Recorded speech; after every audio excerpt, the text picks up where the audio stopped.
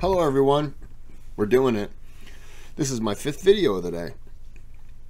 And this is Battle of the Bulge, part 6. We've done 2, 3, 4, 5, and now we're number 6. I've got some pizza here. I'm going to be eating off screen. Still contributing. And video.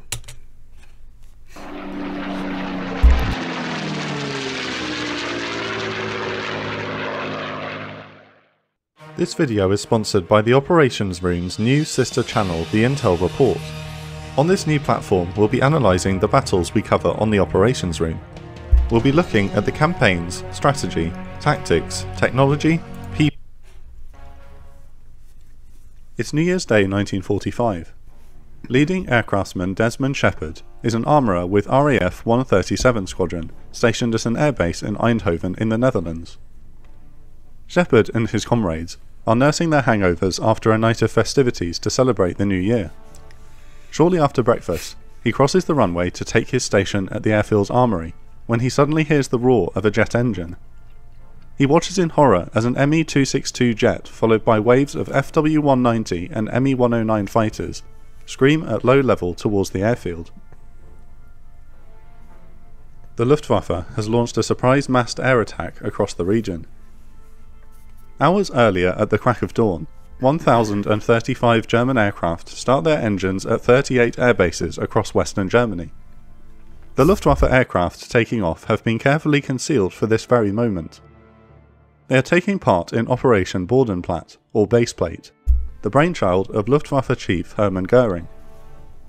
The German offensive into the Ardennes has stalled short of the Meuse River, and the Führer is searching for a way to regain the initiative. He settles on 2 solutions, Bodenplatte and Nordwind. Operation Bodenplatte is a plan to muster every Luftwaffe aircraft still flyable and launch a massive air offensive against Allied airfields in Western Europe to wrestle back control of the skies above the Ardennes battlefield. This plan was originally scheduled for December the 16th to support the ground attack, but the same poor weather which kept Allied aircraft grounded also forced a postponement for the Luftwaffe. Operation Nordwind is a ground offensive which will commence in conjunction with the air operation. The German 1st and 19th Armies will launch a limited attack into Alsace and Lorraine to draw off American forces from the Ardennes. The Führer hopes that this twin blow in the air and on the ground will be enough to swing momentum back to his forces in the Bulge and allow them to restart their offensive towards Antwerp.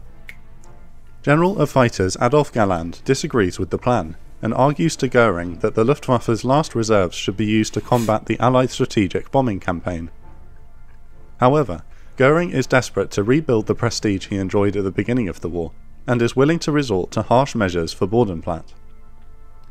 Following every squadron is a dedicated Me-262 jet fighter, which, rather than taking part in the battle, will observe and report any Luftwaffe pilots who show a lack of determination in the assault. Wow. These pilots will then be forced. How bad is it that you have to have a jet fighter that is watching you to make sure you do your job? That's when you know the tables have already turned against you. That's not a good sign. To take off again, to conduct their air attack properly, and if necessary, alone. The German aircraft form up and fly west towards the Netherlands and Belgium. Some pilots will be attacking airfields they had been stationed at the previous year, before they were overrun by the Allies. This operation will demand much from the mostly inexperienced pilots.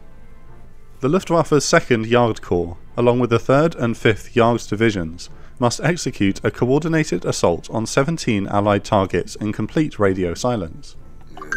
The formations of German aircraft are instructed to fly just 50 yards above the ground to avoid radar detection. Most of the Jagdgeschwaders, or fighter wings, will be directed to targets in the Netherlands and Belgium. The fighters of JGs 1, 3, 6, 26, 27 and 54 will attack from the northern Rhineland through the Netherlands, whilst JGs 2, 4, 11 and 53 will strike from the south over Belgium and French territory. It is planned to be a hit-and-run mission. German fighters will dart in, strafe Allied airfields, and then return to base before the enemy can react.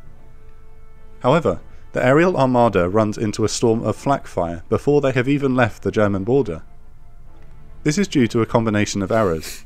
Hoping to maintain operational security, Goering has failed to give much of the Reich's air defences proper warning of the attack.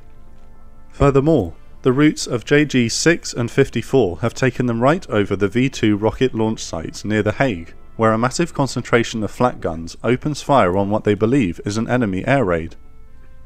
It does not help matters that German anti-aircraft gunners have grown accustomed to only seeing Allied aircraft in the skies above Europe at this late stage of the war. As the FW-190s of JG-1 overfly friendly AA positions at Hilversum, one of the pilots, Heinz Gliergen Killian, is hit and catches fire before smashing into the ground. Killian is an ace with 8 kills from the North Africa campaign, but is killed before he even leaves friendly territory. 16 Luftwaffe aircraft are shot down by friendly fire before they reach the battlefield, but the rest press on to their targets as the morning sun reveals a clear winter sky. The Allies are oblivious to the massive enemy attack. British intelligence has been monitoring the build-up of German aircraft on the Western Front, but don't suspect an imminent attack on such a large scale. At Bletchley Park, ultra decrypts have repeatedly noticed the term special undertaking in Luftwaffe communications, yet this ominous sign is dismissed.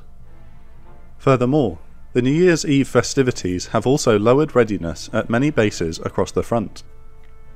As such, Allied air controllers are bewildered when the waves of FW-190 and Me-109 fighters arrive overhead at their airfields.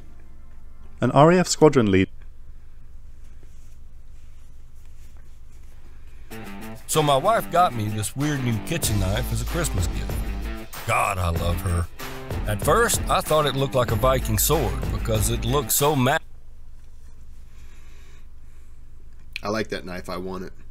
If you guys want to buy it for me, I'd be happy to take it. it. An RAF squadron leader at Nocker in Belgium spots the incoming fighters and places an urgent call to his headquarters, only to be told, "This is January 1st, old boy, not April 1st. The line goes dead as the attack commences. Oh no. Back at Eindhoven, Shepard watches in horror as the German fighters scream in, picking their targets and performing low-altitude strafing runs. The squadron of RAF Typhoons which had been taxiing down the runway come under fire. The lead aircraft is shot up and bursts into flames, blocking the rest of the Typhoons from taking off. One Typhoon pilot stands on his brakes and applies power to lift his aircraft's nose so he can fire back at the enemy from the ground. Nonetheless, the FW-190s and Me-109s make several strafing passes, decimating the airbase. Eindhoven's runways are clogged with Spitfires and Typhoons because it is one of the few airfields in the Netherlands which has a concrete runway, making it easy to clear of snow. As such, multiple RAF squadrons are congregated at the cramped airbase to avoid having to land on dirt fields, leading to disaster when the enemy strikes. Altogether, the German attackers destroy 31 RAF aircraft on the ground and damage another 30. The Luftwaffe achieves surprise in most instances. The RAF airfield at Ghent is home to 131 Wing, 3 squadrons of Spitfires piloted by Polish airmen.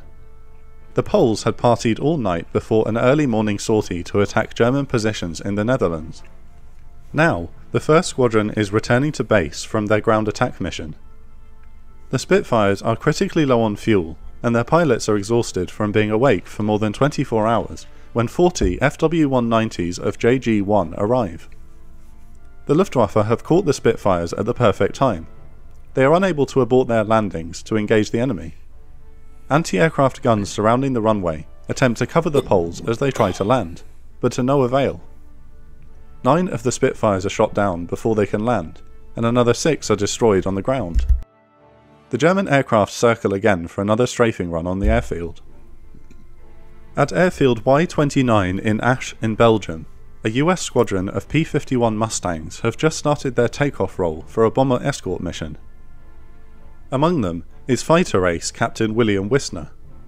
He is lifting off when he spots ground crew pulling out their sidearms and firing them at the sky. 15 I applaud the attempt, but your sidearm isn't going to do a whole lot. And if it does, that's amazing. That's amazing. I said that's amazing. FW-190s of JG-11 tear into the airbase from the east and pepper the runway with machine gun and cannon fire. Wissner manages to get into the air and immediately finds himself behind an FW-190.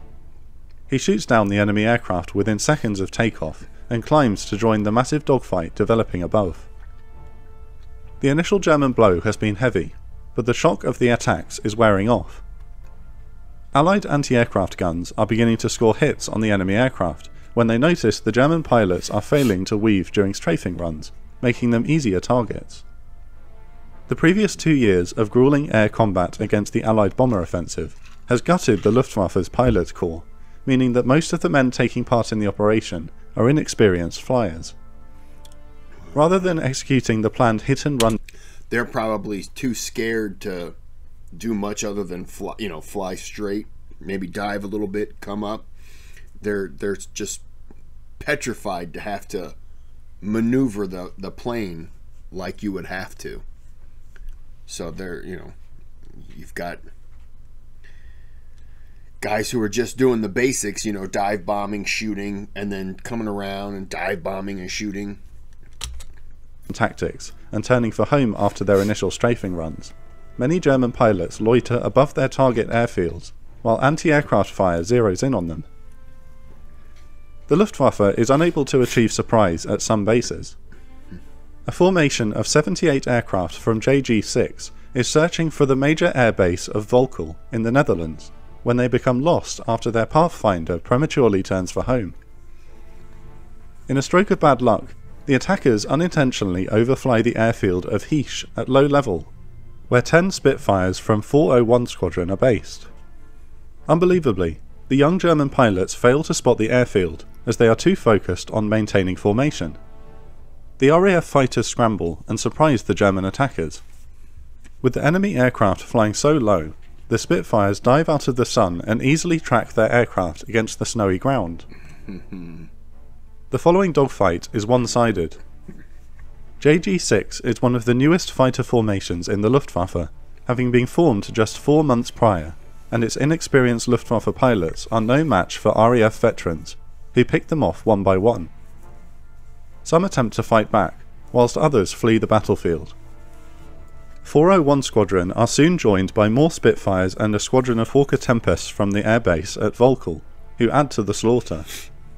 British airmen shoot down 27 out of the 78 aircraft in JG6 for the loss of only 2 of their own, and the attack on Volkel is aborted.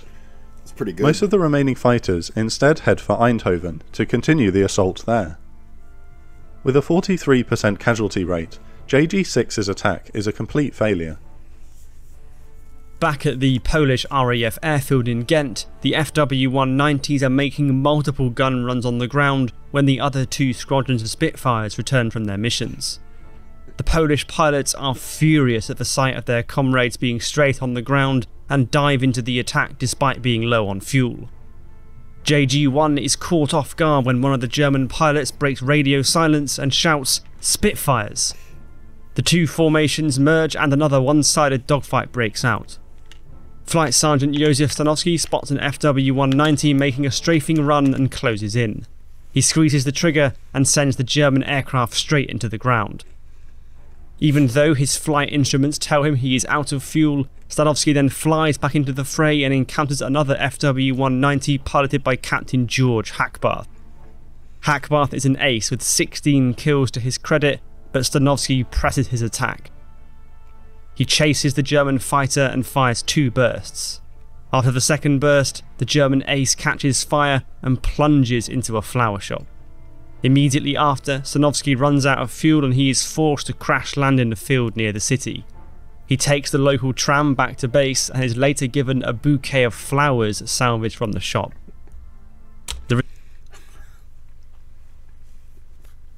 A bouquet of flowers salvaged from the shop. Gotta say that's original, but the guy deserves more than just a bouquet of flowers. He better have a damn day named after him.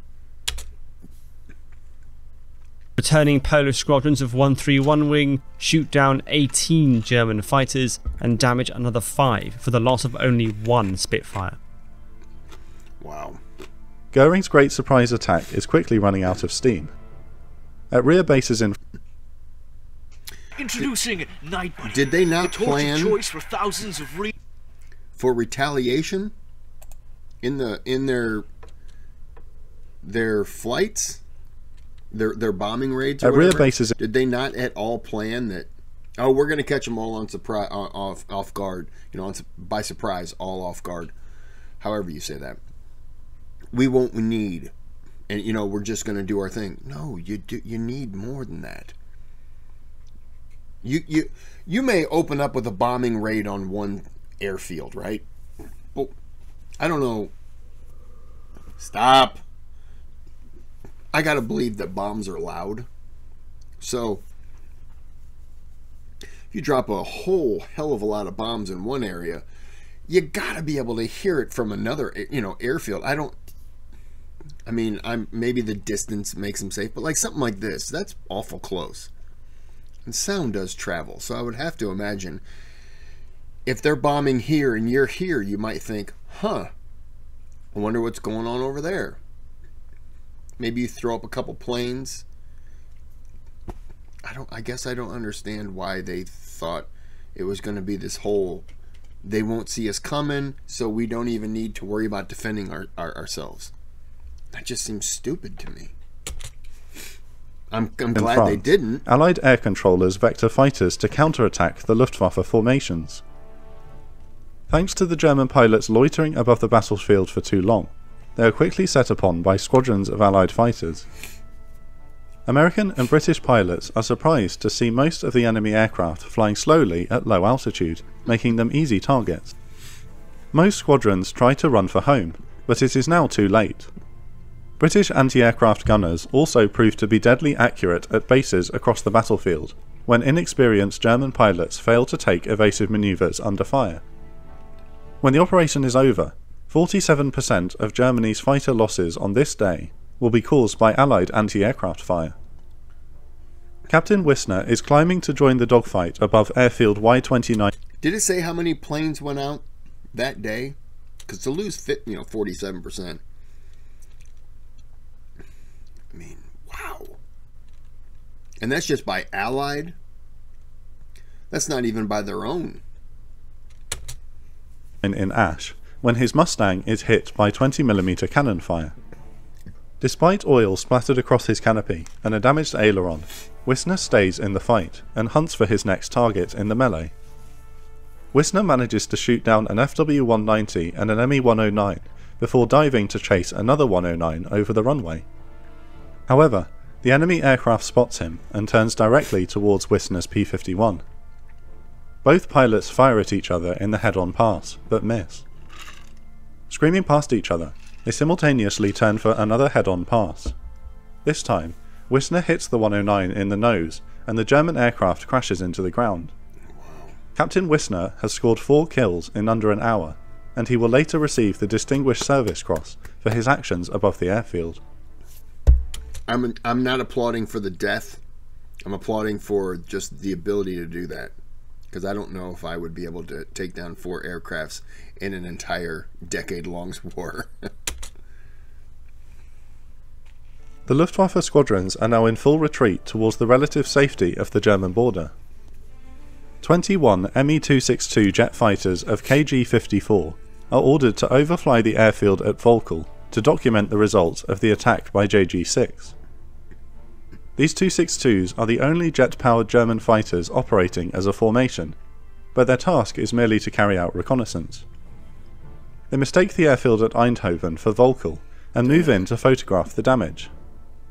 The 262s are targeted by heavy anti-aircraft fire, but their pilots use their superior speed to evade the flak batteries and return to their home bases.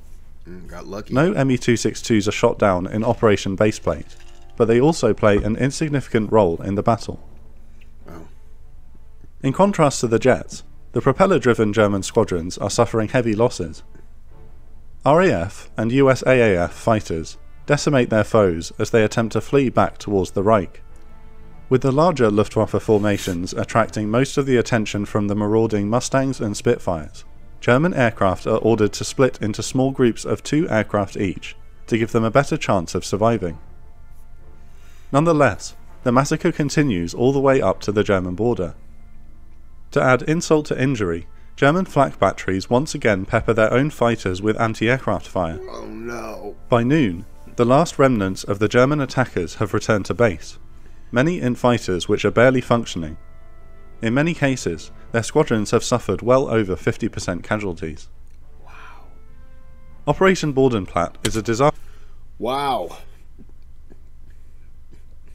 Alright. I'm going to end this here. I'm going to finish my dinner and then get ready to head to bed because I'm tired. been a long day. So,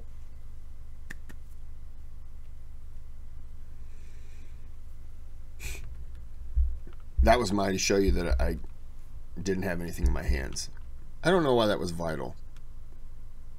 But we're going to end this here. Like and subscribe, or you're going to wake up to see a penguin chewing your toes off.